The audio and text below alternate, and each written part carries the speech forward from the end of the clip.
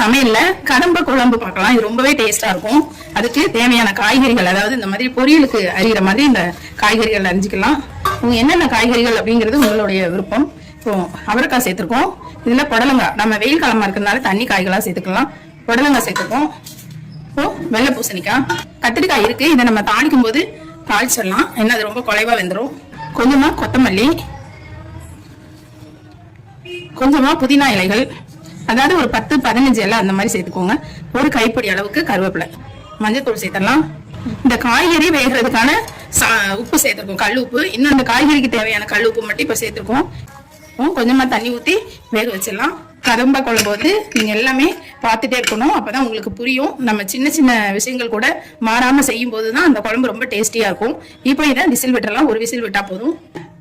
கடலைப்பருப்பும் துவரம்பருப்பும் ஊற வச்சிருக்கோம். அதாவது கடலைப்பருப்பு துவரம்பருப்பும் ஒரே அளவு, எந்த அளவு போடுறீங்களோ 25 கிராம் 50 கிராம் உங்க விருப்பம். இது 2 பருப்பும் நல்லா ஊறி இருக்கு. இதை நம்ம மிக்சி ஜார்ல சேர்த்துடலாம். அளவு உளுந்து சேர்த்துக்கலாம். பருப்புக்கு தேவையான சால்ட் நம்ம இதுல சேர்த்திருக்கோம். இதை நம்ம இப்போ கொரகொரப்பா அரைச்சி விட்டு வந்துடலாம். இந்த பதத்துக்கு நீங்க கொரகொரன்னு அரைச்சா போதும். இப்போ இதை அரைச்சாச்சு அப்படியே இருக்கட்டும். இப்போ சின்ன மிக்சி ஜார் எடுத்துக்கோங்க. அதுல கொஞ்சமா சோம்பு சேர்த்துக்கோங்க, கொஞ்சமா ஜீரகம், ஒரு இலை சேர்த்துக்கோங்க, பிரிஞ்சி இலை, 2 லவங்கம், 2 ஏலக்காய், ஒரே ஒரு சின்ன துண்டு பட்டை, ஒரு 2 காஞ்ச மிளகாய் சேர்த்துக்கோங்க. இப்போ இதை நம்ம அரைச்சிட்டு வந்துடலாம். இந்த மாதிரி இதை 1-2 நீங்க பல்ஸ் மோட்ல போட்டு எடுத்துக்கோங்க. இது அப்படியே இருக்கட்டும். இப்போ கதம்ப குழம்பு நம்ம தாளிக்க போறோம். எண்ணெய் காஞ்சிருச்சு, கடுகு சேர்த்தாச்சு. இது 2 சேர்த்துடலாம். ஒரு கைப்பிடி அளவு சின்ன வெங்காயம், தக்காளி சேர்த்துக்கோங்க. கல் உப்பு கொஞ்சமா சேர்த்துக்கலாம். நம்ம எல்லாத்துலேயுமே உப்பு சேர்த்து தான் வச்சுப்போம். இப்போ இது நல்லா வதங்கட்டும். வெங்காயம் தக்காளி நல்லா வதங்கட்டும். இப்போ வெங்காயம் தக்காளி நல்லா வதங்கிக்கிட்டு இருக்கு. இப்போ நம்ம அரைச்சி வச்சிருந்தோம் இல்லையா, அந்த பருப்பு 3 பருப்பு நம்ம அரைச்சி வச்சிருந்தோம். துவரம்பருப்பு, கடலைப்பருப்பு, உளுந்தம்பருப்பு 3 ஒரே அளவா, அதாவது 25 கிராம்னா 3மே 25 கிராம் தான். இப்போ இதை நம்ம சேர்த்துட்டோம். இப்போ இதை நல்லா கிளறி விட்டலாம். இது நல்லா வேகணும். இதோட சேர்த்து இப்போ நாம கத்திரிக்காயும் சேர்த்தலாம். காய்கறிகள்லாம் உங்க விருப்பம் தான்.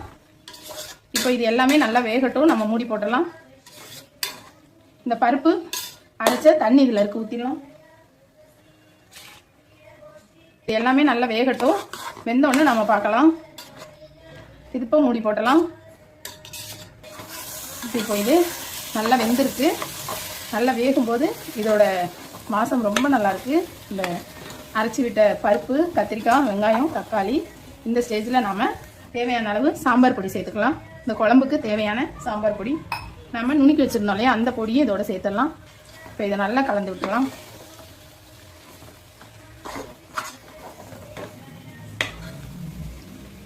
நல்லா கலந்து விட்டாச்சு.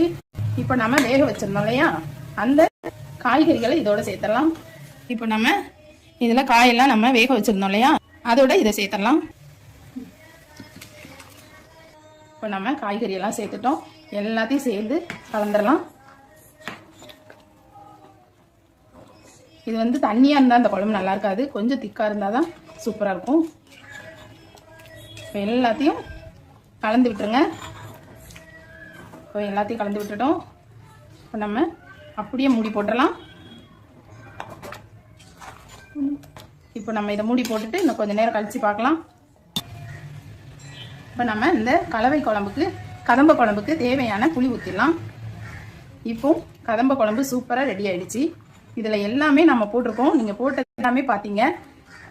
இதே மெத்தடில் ஒன்று கூட விடாமல் இதே மசாலா அரைச்சி, இதே பொடி நுணுக்கி மெத்தட்ல நீங்க செய்யும் போது ரொம்ப ரொம்ப சூப்பரா இருக்கும் இந்த குழம்பு.